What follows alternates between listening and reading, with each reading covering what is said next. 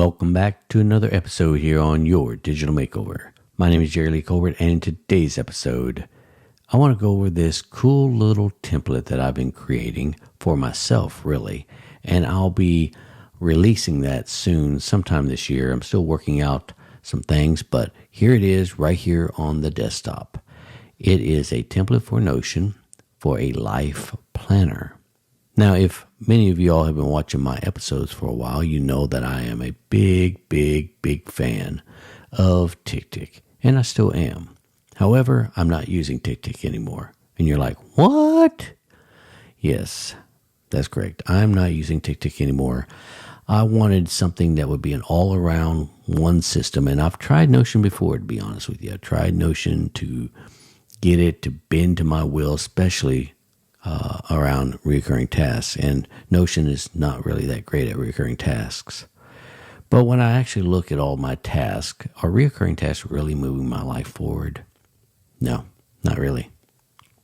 So I found another way to handle recurring tasks, utilizing Notion, believe it or not, that isn't the conventional way of doing things. You know, if you watch my channel about Notion before, you know that Thomas Franks also does things on Notion, and he shows you all these great formulas and great ways of getting around some of the limitations that Notion has.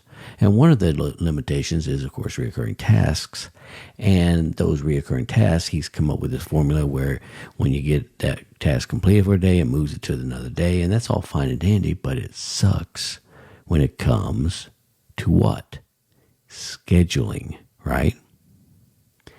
So you might be able to finish that task today. Let's say I have a recurring task today, right? You might be able to click that off as being completed and it move it to the next day with all this complicated formulas, right? But the problem is let's say I have a recurring task that's going on right now, and today I usually do my weekly review, and I want to plan a week in advance, right? If I don't see that on my schedule, I might time block in an area where I would normally do a recurring task if it pops up in my to-do list. And now my day's kind of shot because I'm like, oh man, I got this recurring task. Well, now I got to move it to another day because I don't have time because I didn't realize that was going to pop up. You see the problem with that? So I'm treating recurring tasks in Notion as one-time events. And what I did was I created a weekly routine, so to speak, of a like a review or more of a end of day or end of week type of routine. But I also created an end of month routine. And in that end of month routine, that automatically populates, and I have a time block set aside in my calendar for that, using Notion Calendar, by the way, of a end of month routine.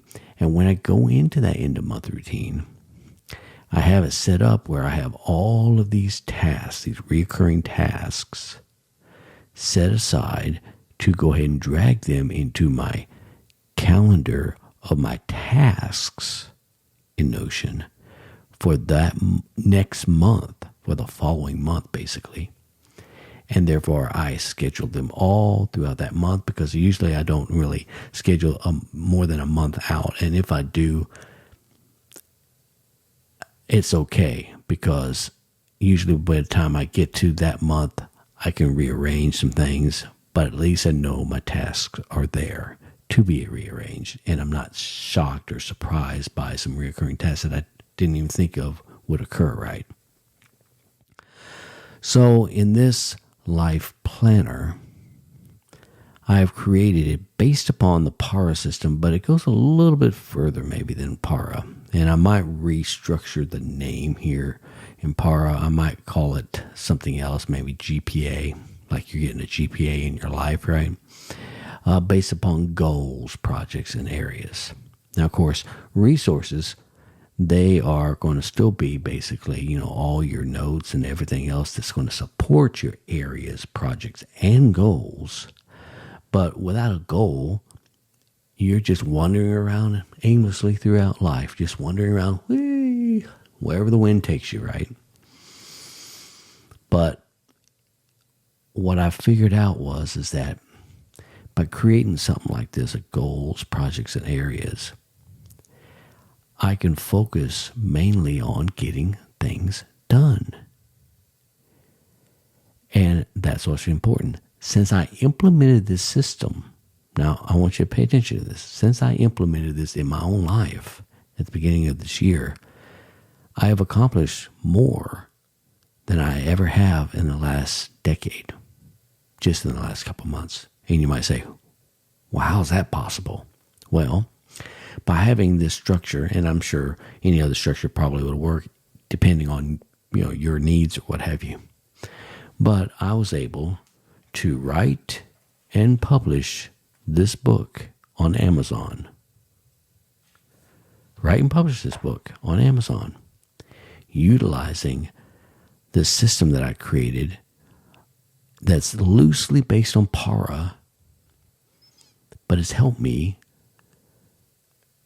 be organized. It helped me put everything in context where nothing fell through the cracks.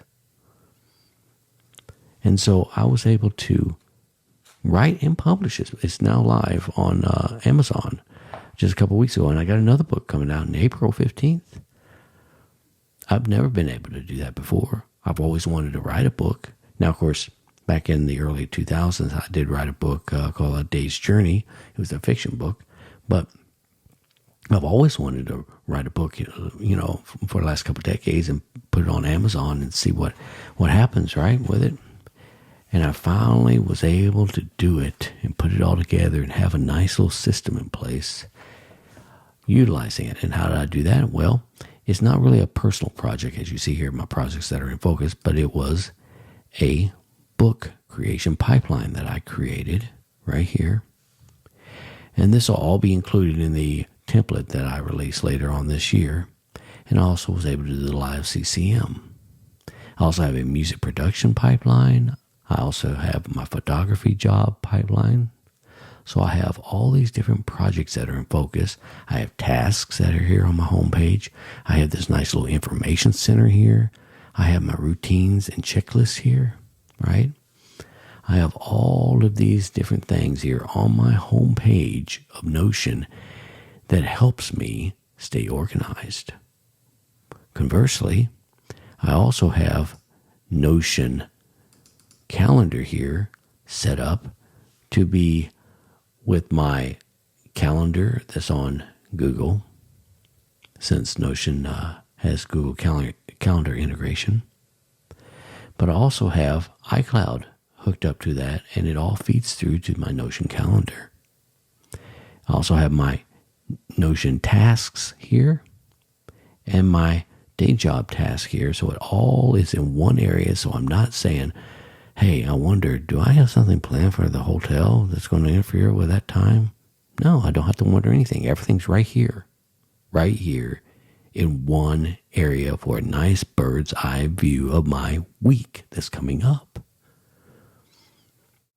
So I did want to just go over that real quick with y'all, what I've been working on recently. I know, like I say, I'm a big proponent of TickTick, and I still am. And if it's working out for you, well, based upon what I've showed you, great. But I like to have my tasks associated with my projects and everything all in one little area. It's really easy because I can link stuff really easy to my notes and everything. I'm not having to go out to the other app, get the link, go back into the other app, post the link in there. It's just real easy to tag stuff with those links inside of Notion in one area. Okay, and that's why I did that, and it's really working out really well. Like I say, there's other areas that I'm still working on. I'm still working on the goals section, the milestones and the outcomes. I'm working on a few other ideas in here, but that's mainly what I am doing. So I do hope that y'all enjoyed this episode, and if you did, don't forget to hit that like button right down below, and if you want to see more of these episodes in the near future, make sure you subscribe to my channel and hit that notification bell. With that being said, I want to wish y'all a wonderful week, and I'll catch you in the next episode. Take care.